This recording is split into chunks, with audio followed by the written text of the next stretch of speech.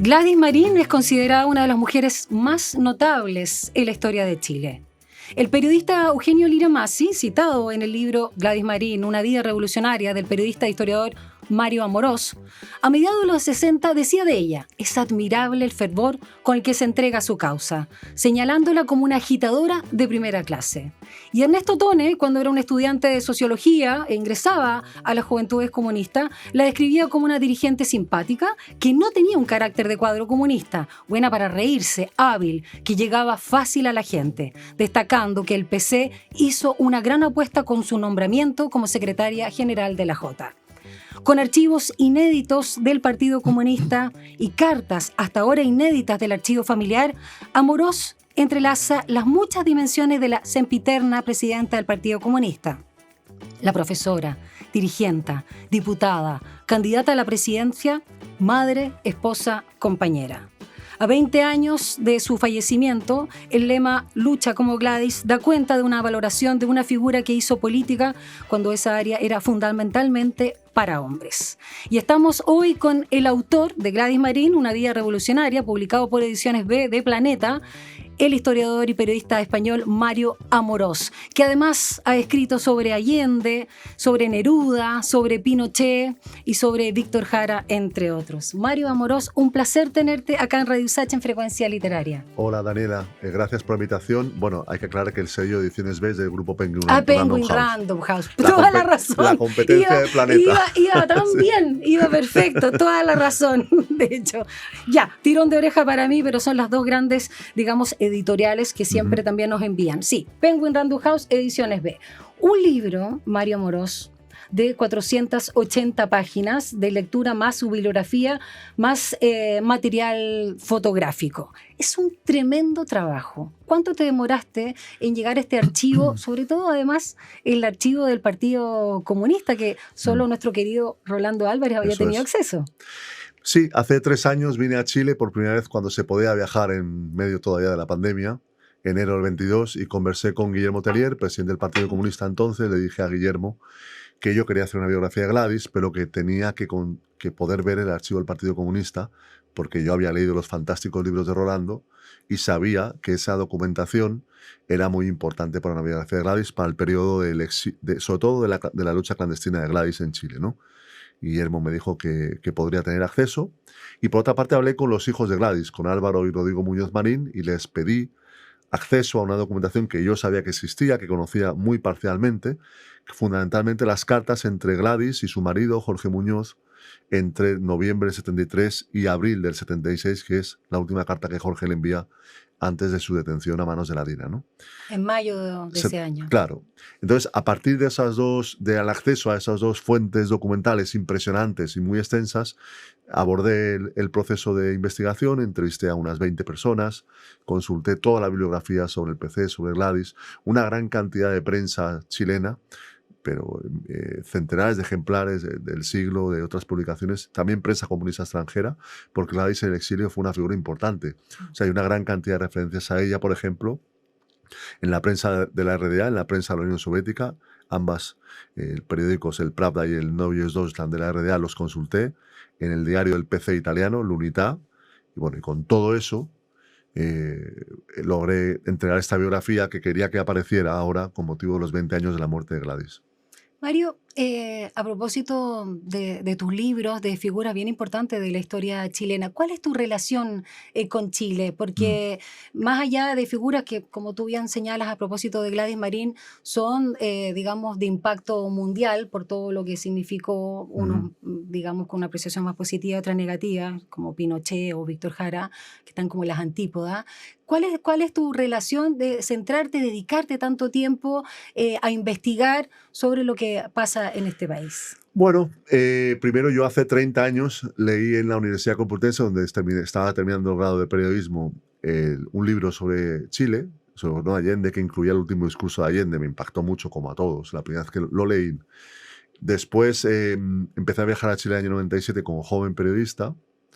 Cuando Pinochet estaba en Londres detenido, publiqué una gran cantidad de artículos en la prensa española Y ahí, por ejemplo, llamaba a la Gladys al Partido Comunista y me la ponían al teléfono y hacían una entrevista, o Carmen Ger, o Viviana Díaz. Viajé el año 99, viajé 2001, y hace ya 12, 13 años que publico en Ediciones B. De Penguin Random House. Y que, claro, al publicar en una editorial grande, y con una gran distribución, con la buena acogida que tienen mis libros, una parte de mi trabajo profesional se refiere a Chile. No solo hago otras cosas en España, pero una parte de mi trabajo, de mi pega, es escribir sobre Chile, ¿no? Y la verdad que últimamente, bueno, el libro de Víctor Jara tuvo una gran acogida, el de Gladys también la está teniendo.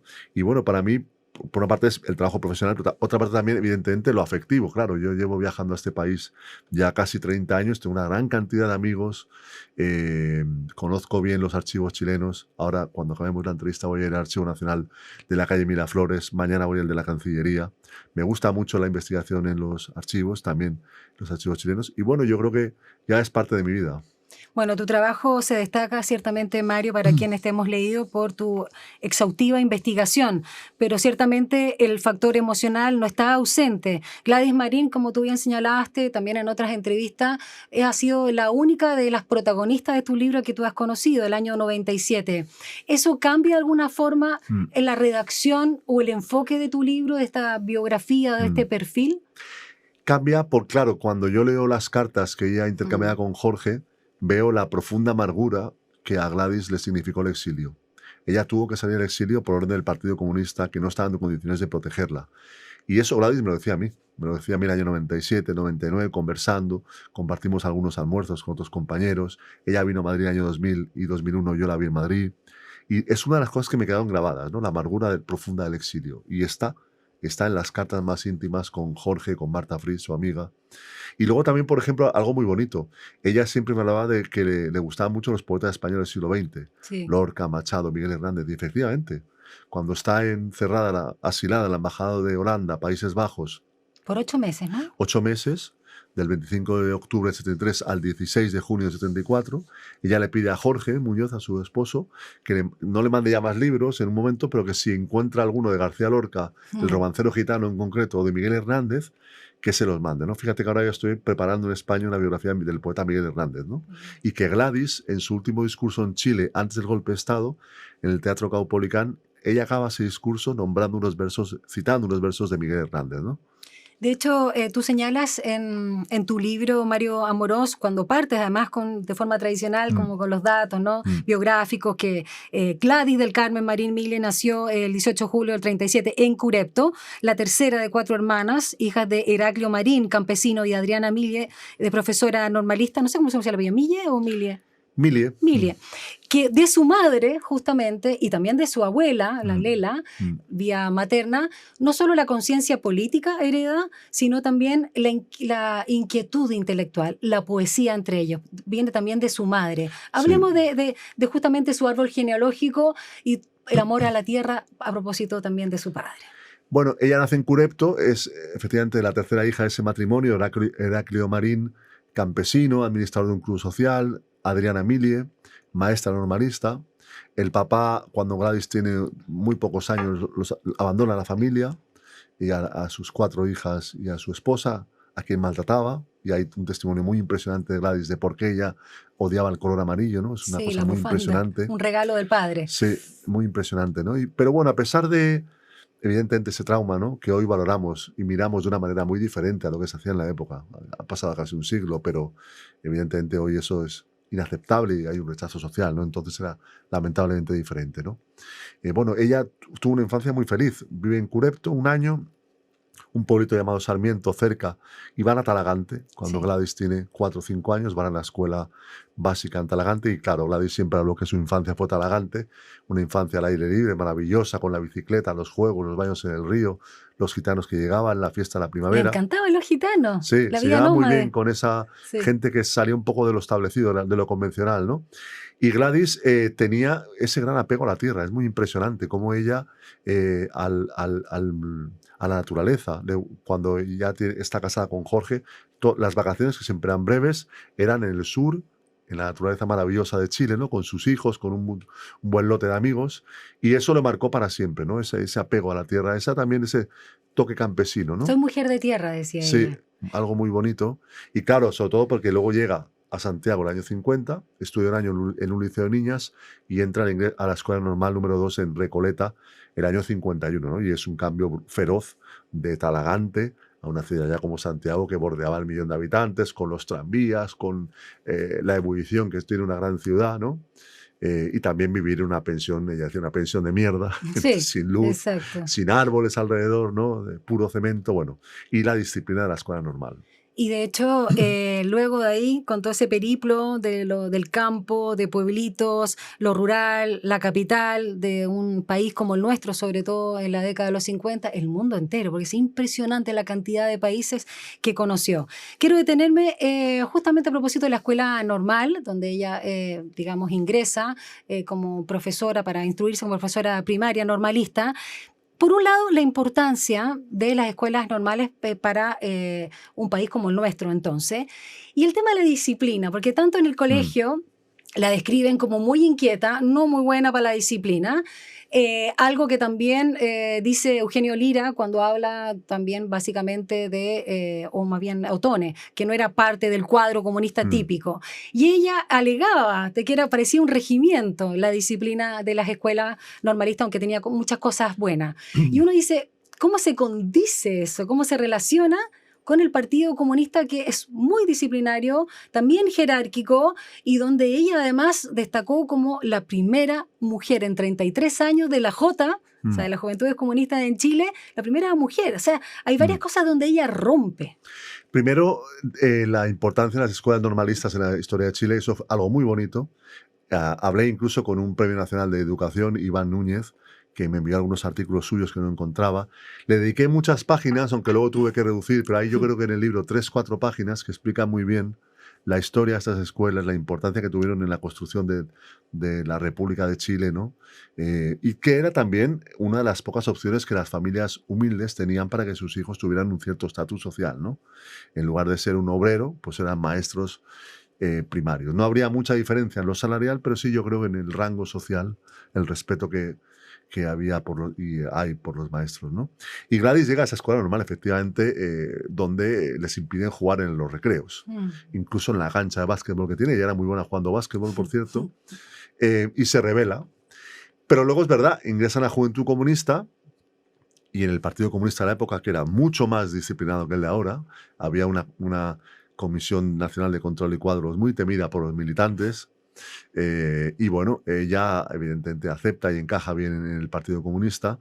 Fíjate que ahí es muy interesante. No se puede precisar en qué momento ingresa a la Comisión Política del PC. Yo creo que requiero recordar que es el año 69, cuando ya es miembro, ¿no?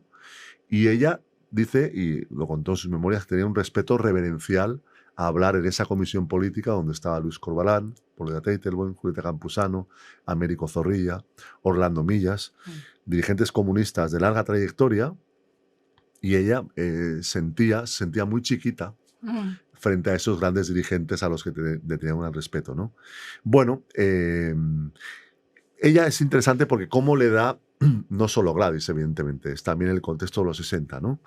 Pero claro, transforma esa juventud comunista que tenía unos pocos centenares de militantes cuando ella ingresa, año 56, y a partir de los años 60, perdón, esa J se convierte en una J de masas.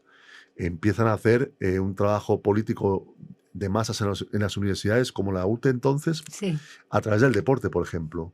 En la Universidad de Chile, la J organizó un campeonato y fue algo legendario porque en una ocasión los cabros del pedagógico le ganaron a los cabros de ingeniería, ¿no? Y eso fue como una gran gesta. Histórico. Sí. Y bueno, sabemos que se crea en el año 68 el sello DICAP, donde graban Sí, Inti Illimani, que una que nace también maravilla. en esta universidad, donde graba Víctor Jara, graba Isabel Parra, Ángel Parra. Bueno, es una J de masa, ¿no? Una J identificada por la camisa amaranto, que llega a tener en el momento del golpe de Estado más de 80.000 militantes en un país de 10 millones de habitantes, ¿no? Y Gladys sí que le da ese toque de juvenil, en la revista Ramona, Sí. que hablaba del sexo antes del matrimonio, que hablaba de cosas que no encajan en la ortodoxia comunista, ortodoxia que también Gladys, entre comillas, desafiaba cuando iba con minifalda al Congreso Nacional, ¿no? Hay una revolución dentro de la J, una amplitud, también en lo estético, y una apertura, entendiendo que a los jóvenes había que darles con un lenguaje juvenil y que había que procurar actividades que los aproximaran al compromiso político, pero con actividades netamente juveniles, peñas folclóricas, Sí, convierte de bailes, hecho los claro. locales de la juventud en peña. Claro, era una manera en el Chile de la época muy inteligente de hacer atractivo ese compromiso político por esa gran causa, ¿no? Llevar a Allende la moneda. Pero a los jóvenes hay que atraerles con propuestas que, uniendo lo político, no, bueno, sean también atractivas, ¿no? Bien inteligente, de hecho. Y por eso también, no solo en las reuniones de la Jota, sino también en su casa, y lo recuerda sus hijos Rodrigo y Álvaro Mario, la música estuvo muy presente, el arte, Sí. Isabel Parra, Víctor Jara. Hablemos un poquito de las amistades que tuvo con gente vinculada justamente al mundo Claro, artístico. imaginemos Quilapayún, se forma en el año 66, y Inti Illimani nace en el 67 en la peña de la Universidad Técnica del Sí, Estado, aquí Víctor mismo. Jara, aquí mismo Víctor Jara, Isabel Parra. Ellos eran parte de las amistades de Gladys, iban a la casa que estaba en la calle Cervantes, cerca de la Plaza de Ñuñoa, y entrevisté a los dos hijos de Gladys, Rodrigo y Álvaro, y me recordaban eso. Ellos me hablaban, por ejemplo, de Isabel Parra, la tía Chabela, gran amiga de Gladys. El sábado pasado, este sábado, hace un par de días, Isabel Parra mandó un mensaje muy bonito, que estaba muy contenta por la aparición de la biografía, y espero conocerla personalmente antes de que vuelva a España, ¿no? Claro, era parte del grupo de amigos de Gladys, ¿no? Y era parte también, bueno, la mañana del golpe de Estado, el 11 de septiembre del año 73, como ya conté en mi biografía de Víctor Jara. Víctor, sabemos que está aquí, ¿verdad? Exacto. Está aquí. Y hablan por Hablan por teléfono. teléfono. Gladys está muy cerquita, en la calle República, sede del Comité Central de la Jota, y Víctor llama para preguntar qué hacen, ¿no? Y Gladys Claro. le dice, bueno, tienen que quedarse en la Universidad Técnica porque ese es, hasta este momento, la orden que hay de que la gente esté en sus puestos de trabajo o estudio, ¿no? La última vez que hablaron, y podemos imaginar el impacto que tuvo para Gladys saber, cuando aún estaba clandestina, que a Víctor lo habían matado, ¿no? Mario, algo que yo no sabía, que tú das cuenta en tu libro, Gladys Marín, Una vida revolucionaria, publicado por Ediciones B, Penguin Random House, me rectifico, es que luego del último discurso, las últimas palabras del presidente Allende por Radio Magallanes, ella ahí habló, ella fue Sí. como la segunda locución. Hablemos un poquito de Sí, ese martes 11. Radio Magallanes deja de emitir a las 10:30 de la mañana cuando los militares golpistas bombardean también sus torres de emisión, Sí, como había pasado con la emisora de la UTE sí. y con Radio Portales y Radio Corporación, ¿no? Pero Gladys alcanza a hablar después del último mensaje del presidente Allende, al que se refiere, porque se lo pide a Américo Zorrilla en la sede del Comité Central en la calle Teatinos, 416. Y Gladys lo que hace es un discurso, por cierto, improvisado, pero bien hilvanado, uno lo lee y encaja bien con lo que pasaba aquella mañana, donde hace referencia sobre todo a la declaración del Partido Comunista el día anterior, que el diario El Siglo publicaba esa mañana del 11 de septiembre, ¿no? Bueno, es parte de lo que pasó aquella mañana. Ella hace ese discurso, después llega a la calle Vergara del centro de Santiago, donde está reunida la dirección del PC. De ahí ve por última vez a Jorge en su vida, está junto a Jorge en su vida. De ahí va al Comité Central de la Jota, y cerca de las 2 de la tarde, después del bombardeo de La Moneda, Gladys y un grupo de compañeros salen de la calle República y van a buscar refugio en casas del sur de Santiago.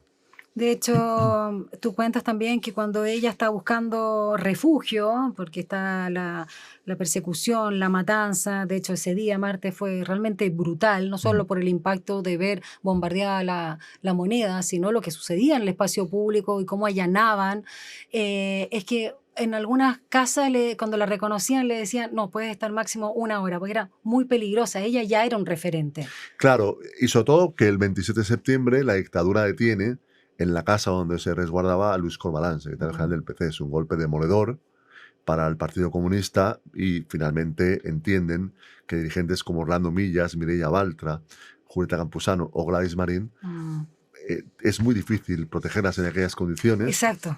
Y por tanto deben asilarse, ¿no? Y bueno, tanto Orlando Millas como Gladys Marín se resistieron hasta que al final tuvieron que aceptar esa decisión. Y es interesante porque en las cartas con Jorge, ella va preguntándole qué opina de esa decisión. Y hay momentos en las Sí. cartas que Gladys dice, estoy convencida de que fue correcto asilarme, y en otras cartas dice, creo que yo no debería estar asilada, ¿no? Sí, y de Bueno, hecho constantemente, ya cuando se va al exilio, y vamos a hablar de esa parte, está diciendo, ya hablaron mi regreso, ¿cuándo tengo que sí, regresar? Ella en realidad, y por eso cuando vuelve y le preguntan qué siente, ya vamos a hablar también de eso, dice, nada, porque en el fondo como que nunca me fui. claro, Amo mi tierra, sí, digamos, perdidamente, de alguna forma, sí. parafraseando. Vamos a ir a la música a propósito también de la relación de ella con Isabel Parra, que como tú bien contabas, también te escribió Mario Amorós, agradeciendo que la citaras en el libro. No pudiste conversar con ella para la publicación, pero está presente, Está presente, absolutamente. hice lo posible por hacer una entrevista para el libro, porque evidentemente conoció su amistad con Gladys, pero no fue posible, ¿no? En todo caso, intentaré grabarle ahora cuando vaya, la saltaré con mi grabadora para en el futuro, cuando actualicemos la biografía, poder incorporar sus palabras. Pero está en el libro, tanto en la faceta familiar como la tía Chabela, como algo muy bonito, ¿no? La canción que vas a escuchar, Isabel la Exactamente. graba el año 74 y ella se reencuentra con Gladys en París en julio de 74 en una conferencia de solidaridad con Chile. Es una canción bellísima que, bueno, Isabel Parra dedicó a su gran amiga. ¿La quieres presentar tú? Por su- bueno, es la canción que Isabel Parra le dedica a Gladys y empieza diciendo la espera que larga fue compañera secretaria. Versos para Gladys, en voz de Isabel Parra, acá en Frecuencia Literaria.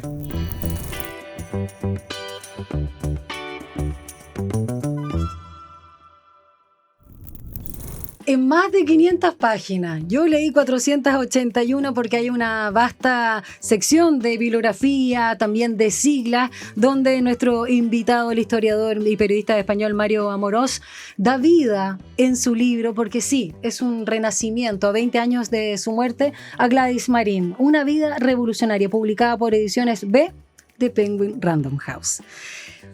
Hay mucha información porque es imposible, Mario, sin duda, separar a Gladys del Partido Comunista. Mucho detalle de comités, tanto en Chile, de la Jota, como del partido, digamos, adulto central, aquí y en otras partes del mundo. Muchos viajes, obviamente la lucha, ya vamos a hablar también de la interna con el Partido Demócrata Cristiano, pero me quiero detener también quizás en lo que se sabe menos, aunque aquí está todo muy bien detallado, que son sus aspectos personales, porque de hecho es muy lindo. Tú dedicas el libro a Jorge Claro, Muñoz. Es muy claro. bonito eso.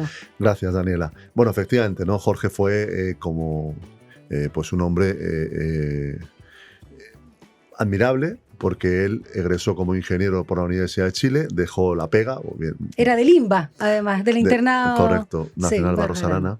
Él dejó su trabajo por su compromiso político para algo insólito hoy, ¿no? Es decir, dejar de ganar un gran salario como ingeniero para ser funcionario del Partido Comunista. Llegó a ser el secretario político del regional más importante del PC, el de Santiago. Un hombre culto, un hombre que amaba la música clásica, la ópera. Llegó a hacer una gran colección de discos de ópera y de música clásica que la dictadura les robó y les saqueó después del golpe. Un hombre metódico. Y es interesante, ¿no? La comparación con Gladys, ¿no? Sí, un Gladys, poco más introvertido, más piola, claro. digamos. Y bueno, hacían muy buena síntesis, ¿no? Los extremos opuestos Me encanta. en la personalidad Sí. se atrajeron, ¿no? Y crearon una familia muy bonita. Y Jorge, bueno, después del golpe de Estado, aquella mañana del 11 de septiembre que se despide Gladys, él se queda en Chile porque es designado para ser parte de la dirección clandestina del PC que encabezaba Víctor Díaz. Y en las cartas también vemos cómo Gladys en algún momento incluso le dice a Jorge que salga de Chile por un tiempo para verse y luego volver, ¿no? Y Jorge no quiere. Jorge, ambos asumieron su responsabilidad. A Jorge le correspondió quedarse y ser parte de ese equipo de dirección que hasta mayo del 76 sortea la represión, y Gladys le tiene que salir al exilio, ¿no? Y bueno, Jorge desaparece en la calle Conferencia.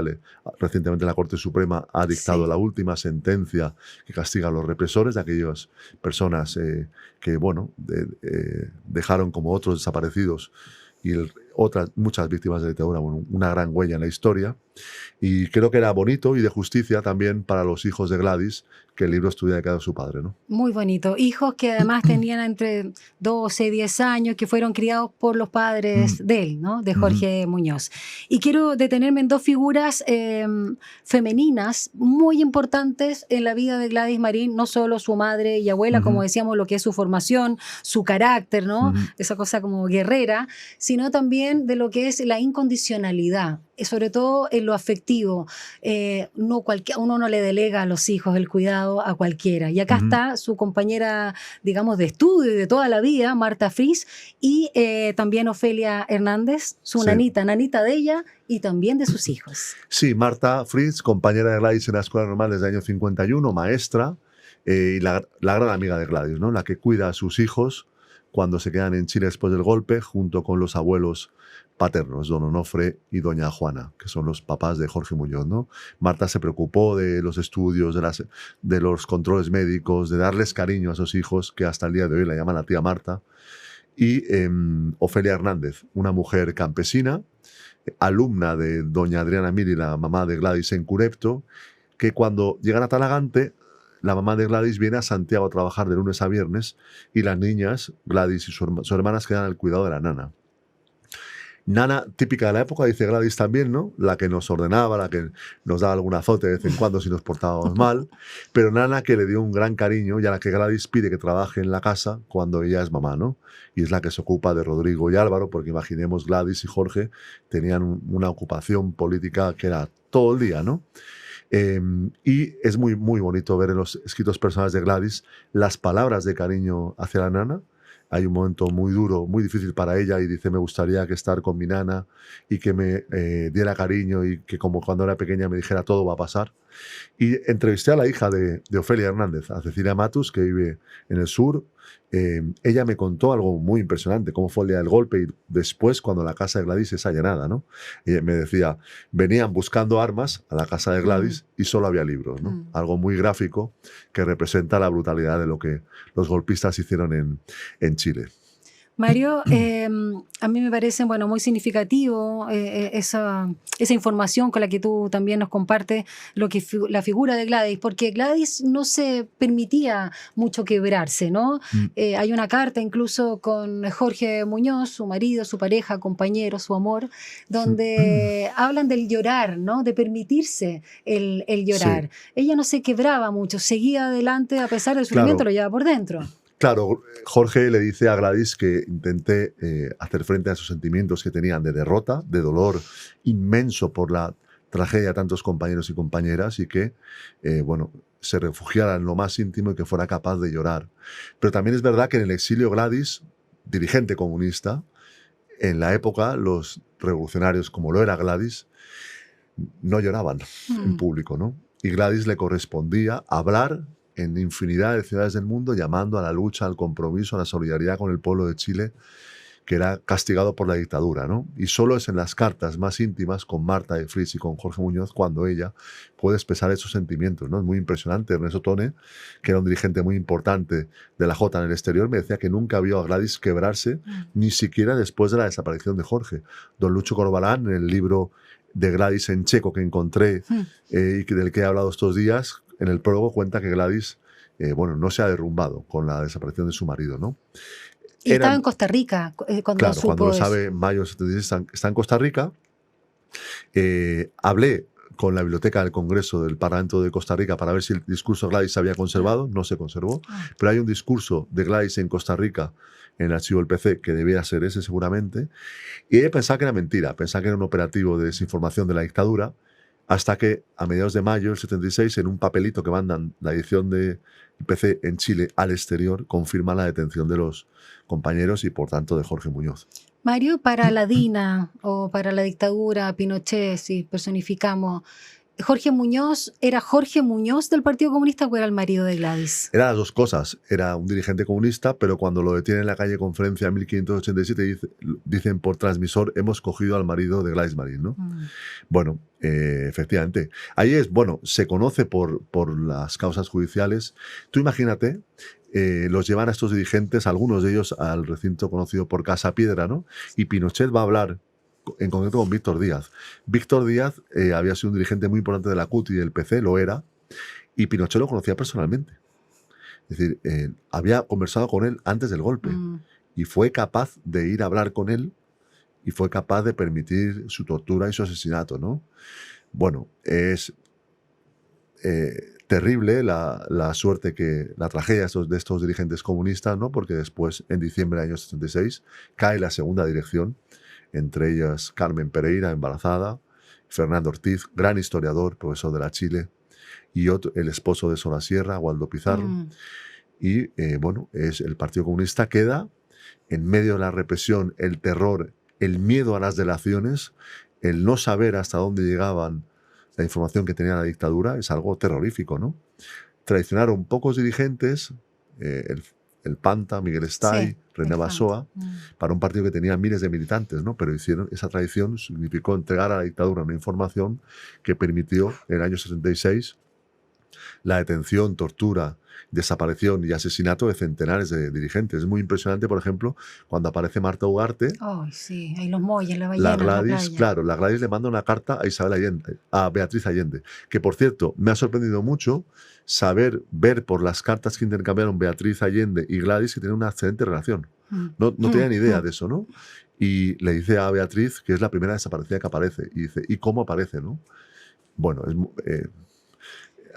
bien macabro el año 76, sobre todo para el Partido Comunista, como tú señalas, Mario Amorós. Y a propósito de ese año, pero con un operativo donde también están sus hijos involucrados, en el sentido que presencian desde un bus, toman a José Weibel, ¿no? Padre de Mauricio, bien cercano también a Gladys Marín. Imagínate, había sido el subsecretario de la Jota hasta el golpe de Estado, José Weibel, detenido en marzo del 76, desaparecido. Sí. Yo entrevisté hace muchos años a su hermano Patricio, que vivía en Suecia, lo entrevisté. También había desaparecido antes Ricardo Weibel, en noviembre del 75. El hermano, ¿no? Sí. Y bueno, y Manuel Guerrero, tú sabes que es pariente de Mauricio Weibel, tiene una historia ahí a propósito del libro El País del Silencio, que sacó el año pasado, si no me equivoco. Fíjate que en Madrid, mi gran amigo chileno era el encargado de finanzas de la Juventud Comunista en el momento del golpe de Estado. O sea, muy amigo de la Gladys, muy amigo de José Weibel, y quedan muy pocos de esos dirigentes de la Jota de años 73. Bueno, una parte fue asesinada por la dictadura y ya quedan pocos. Queda Jorge Cáceres en Suecia, Juan Carlos Aregada aquí en Santiago, que siempre da muchas entrevistas a todos los historiadores y es un hombre con una memoria y un rigor al recordar muy importantes. Y claro, todos ellos, cuando hablan de José Weibel o de Manuel Guerrero, se les conmueve el corazón. Mario, tú cuando hablabas también de cómo iba creciendo la juventud comunista, sobre todo las federaciones de estudiantes, estaba muy presente la UT y ella también lo cita, ¿no? Cómo van creciendo. La importancia que tuvo, sobre todo en momentos de la reforma universitaria, finales de los años 60, situémonos 67, 69, porque no es solo un año, es todo un proceso.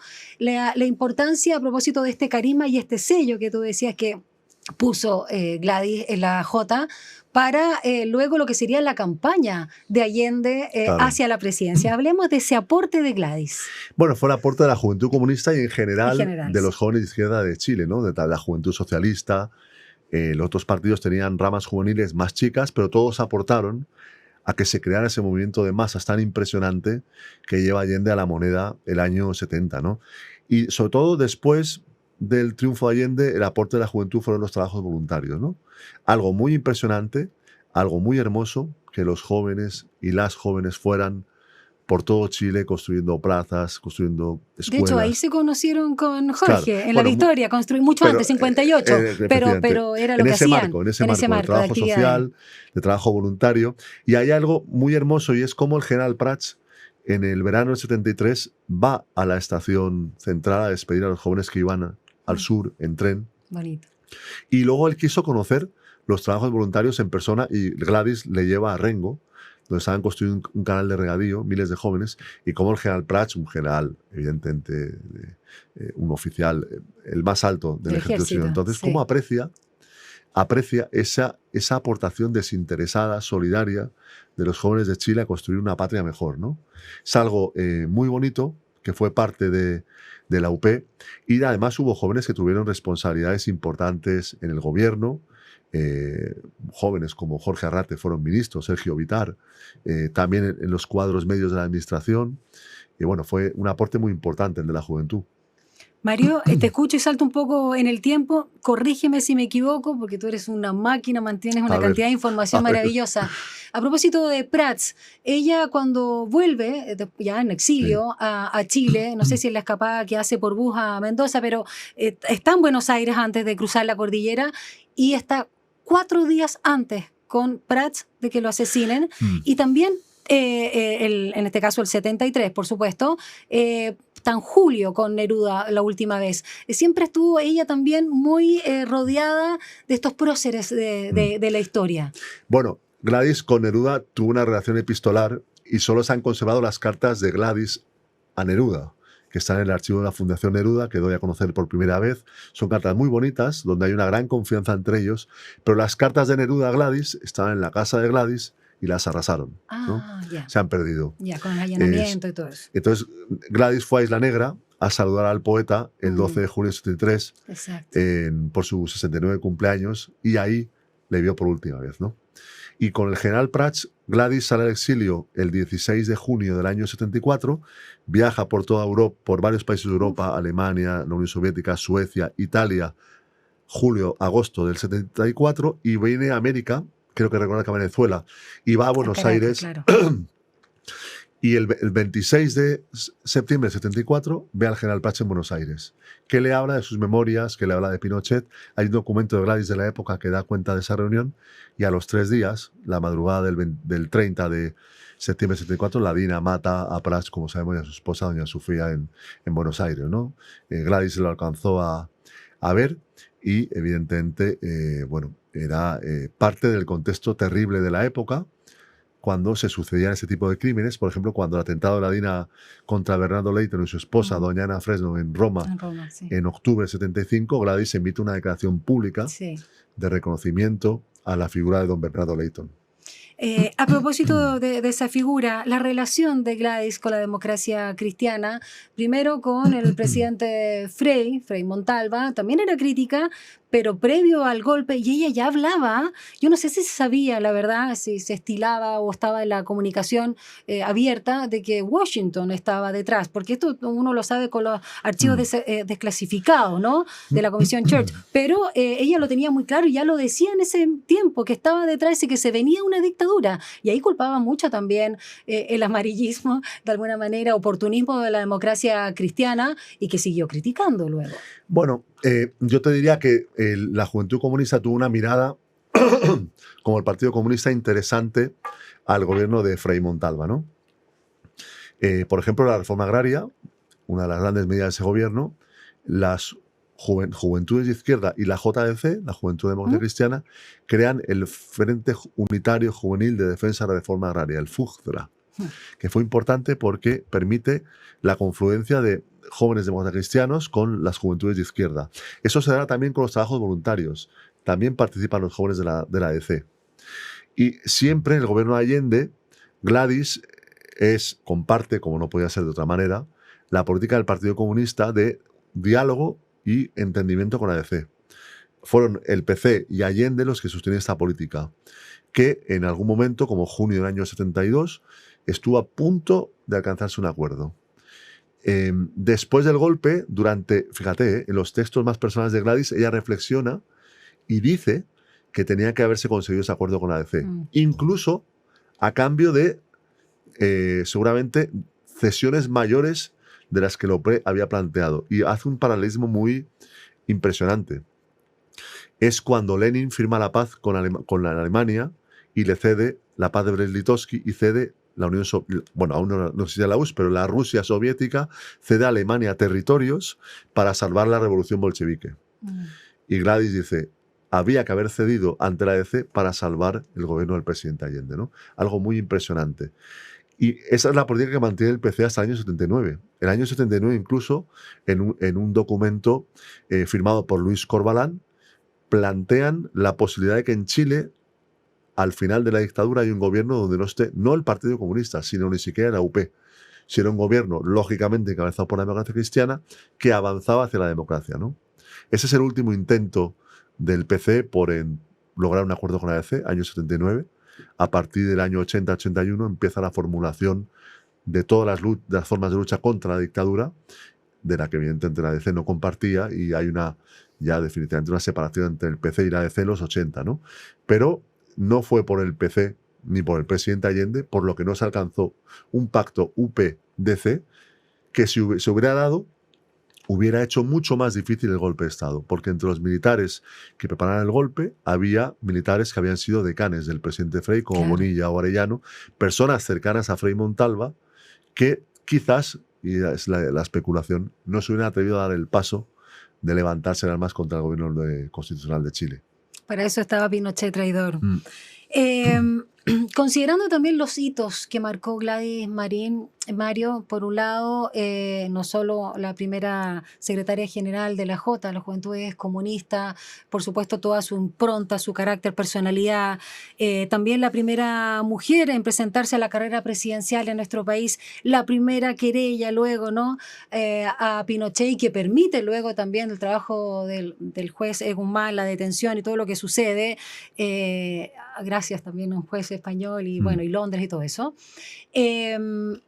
¿Cómo sientes que a la luz del tiempo lo que cimentó Gladys Marín, lo que abrió, ¿no?, permite que el PC hoy siga siendo un partido tan importante en nuestro país y sobre todo en el actual gobierno? Fíjate, yo siempre se lo digo a mis amigos del PC acá, ¿no? Es decir, hay muy pocos países donde el Partido Comunista sea relevante política y electoralmente. En Europa son muy pocos países, en América también. En América el Partido Comunista con mayor representación electoral y política es el PC chileno, ¿no? Bueno, eso les anima mucho y tal, pero el momento es muy complejo. Gladys en los 90, junto con un discurso muy duro contra la concertación por haber transado la transición con la dictadura, la impunidad, etc., ella planteó en cada elección parlamentaria un acuerdo a la concertación. Si ustedes nos apoyan en 3, 4 distritos para que tengamos un diputado y rompamos el binominal, nosotros apoyamos a la concertación en todo el país, salvo esos distritos, y además consensuamos las reformas democráticas que eran necesarias en Chile. Recordemos, para los más jóvenes, que en este país hace 30 años había senadores designados. Exacto. Eran 9 sobre 47. Quiero recordar, entonces una gran cantidad de los senadores no eran electos y venían de las filas de la derecha dura, ¿no? Y la concertación, fundamentalmente la ADC, se negaba porque en cada elección ganaban ampliamente. Ese acuerdo se abre paso a partir de 2009, cuando la concertación no tiene más remedio que aceptar un pacto con los terribles comunistas si quieren seguir ganando la presidencia de la República, ¿no? Y al final esa política que planteó Gladys de acuerdo se abre paso a partir de 2009, cuando el PC vuelve al Congreso Nacional, y luego sí que hay ahí la decisión de la presidenta Bachelet, que tenía vínculos con el Partido Comunista, de incorporar al Partido Comunista a la nueva mayoría y llevarlo de nuevo al gobierno. Y hoy, evidentemente, el PC es un partido muy importante del gobierno, con una influencia social y electoral notable, y Gladys contribuyó con esa política a la situación actual del PC.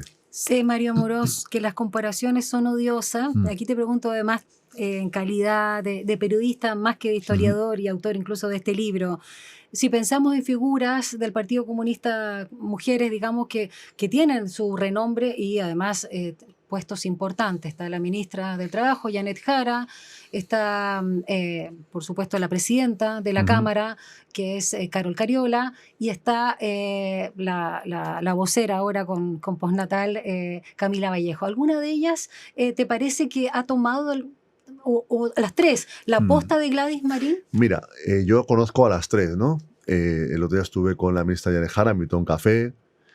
A Carol le mandamos un libro, a Camila lo vamos a intentar también. Buenísimo. Camila Vallejo lanzó mi biografía de Víctor Jara. Pero claro, las figuras no se repiten, ¿no? Gladys es hija también de su tiempo. Sí. de su tiempo histórico y estas personas, figuras muy relevantes, tienen sus propias características y viven en un mundo y en un Chile muy diferente, ¿no? Lo importante es que las ideas de Gladys, en lo sustancial, perduran hoy en Chile, ¿no? La política del Partido Comunista, que empezó con Recabarren, que siguió con Laferte, que siguió con Luis Corbalán, después con Gladys, con otros dirigentes, hoy está presente en Chile, con otras personas, también con personas que conocieron y trabajaron con Gladys, como el actual presidente del Partido Comunista, Lautaro Carmona. Exacto. Pero, evidentemente, Gladys Marín solo hay una, ¿no? Y solo habrá una, ¿no? Pero esas ideas, ese compromiso político, en el Chile de hoy, tienen continuidad, importancia, arraigo, y es lo importante, ¿no? Y que la figura de Gladys, como otras que estañan la historia de Chile, inspiran, por suerte, no solo a los comunistas y las comunistas, sino también a personas que ni siquiera son de izquierdas, Sí. pero que respetan la figura de Y Gladys. eso se vio justamente en su funeral el 6 de marzo Claro. del 2005. Impresionante. Impresionante. Y todavía hoy, ¿no? Es decir, bueno, que haya personas que incluso están lejos de la política, pero que reconocen que Gladys fue una mujer que lo dio todo por sus convicciones, que no se enriqueció con la política, Eso se respeta mucho. que vivió de acuerdo a como dijo que había que vivir y que planteó siempre democráticamente sus ideas al país. Y le fue mal el año 99. Yo estuve acá en su campaña presidencial. Fue una decepción profunda ese resultado, 3.2, ¿no? Le fue mal, pero ella mantuvo esas ideas, ¿no? Y al final, es verdad que es una persona también muy carismática, con mucha fuerza, con mucho coraje, que tuvo un reconocimiento impresionante también después de una enfermedad terrible, que era lo que le faltaba a Gladys por sufrir también, desgraciadamente, ¿no? Esa enfermedad terrible. Y hoy, pues bueno, es una figura impresionante en este país, ¿no? Como el respeto que tiene y la llegada que tiene. Yo me estoy dando cuenta por las redes sociales también, sí. Lo que la gente opina Sí. estos días con el 8 de marzo, con su aniversario Y de a su muerte, el propósito libro. de ese lema, y con esto terminamos, querido Mario Amorós, en relación a lucha como Gladys, también fue súper pionera en algo que no se estilaba en aquellos momentos, dada también su amistad con Pedro Lemebel, de ser una Claro. cara visible desde la política tradicional, de luchar por y la defensa de los derechos de la comunidad LGBTIQ+. En un país que era entonces muy homófobo Sí, y muy machista, ¿no? muy. Que no te iba a reportar votos aparecer con No. estas personas en sus marchas, ¿no? Exacto. Pero ella creía que era una convicción de justicia, de reconocimiento que estas personas tienen sus derechos como otros ciudadanos y ese compromiso con la diversidad sexual representado en la amistad maravillosa con ese escritor maravilloso que fue Pedro Lemebel, ¿no? Y también, por ejemplo, ella incorpora el discurso ecologista en los años 90, o también cuando ve lo que pasaba en Porto Alegre, el movimiento altermundista, Otro Mundo es Posible, ella llama a hacerse parte de ese movimiento ¿Y el altermundista. Marichihue también? Claro, la lucha del pueblo mapuche, ¿no? Sí. Como ella, bueno, incorpora con ese grito, Marichihue, 1000 veces venceremos, Eso. incorpora también ese respeto que en el libro cuento discursos suyos del año 2001, 2002, donde llama a que el Estado de Chile pague la deuda con los pueblos originarios y sobre todo con el pueblo mapuche. la deuda Antes que Elisa histórica. Loncón. Claro. Mario Amorós, me encanta tu capacidad de hilar desde los datos como más duros, fechas, por supuesto con el aspecto emocional y como diríamos, un libro de petete, impresionante la información que guarda y este libro es una joya, Gladys Marín, Una vida revolucionaria. Quiero agradecerte por el libro, agradecerte por haber venido a conversar con nosotros acá en lo que fuera la UT, también muy importante. Y a propósito también de tu homenaje en el libro, que se lo dedicas al compañero, marido, padre de los hijos de Gladys, que es Jorge Muñoz, me gustaría que tú presentaras también la clásica canción, este himno de Víctor Jara, que por supuesto me imagino cuál sabes. Te recuerdo, Amanda, ¿no? Exacto. Bueno, es una canción maravillosa que Víctor escribió el año 68 en el Reino Unido, cuando estaba lejos de su familia, tenía una beca de teatro, y le llega una carta a Joan Jara donde le cuenta que su hija Amanda, que tiene 2 años y poquito, tiene diabetes, ¿no? Y con esa tristeza por la lejanía de su familia escribe esa canción maravillosa, que es un himno universal y donde está el amor que Víctor sentía por sus hijas y por su familia. Vamos a escuchar entonces ese himno tan amoroso y que nos recuerda también a Víctor, a Gladys y a todos quienes perdieron a alguien querido, pero que también agradecen su compañía. Muchas gracias, yo agradezco la tuya, Mario Amorós. Gracias. Que te vaya muy bien. Quédate en nuestra sintonía porque ya viene Mirna Schindler y viene como siempre sin pretexto. Chao.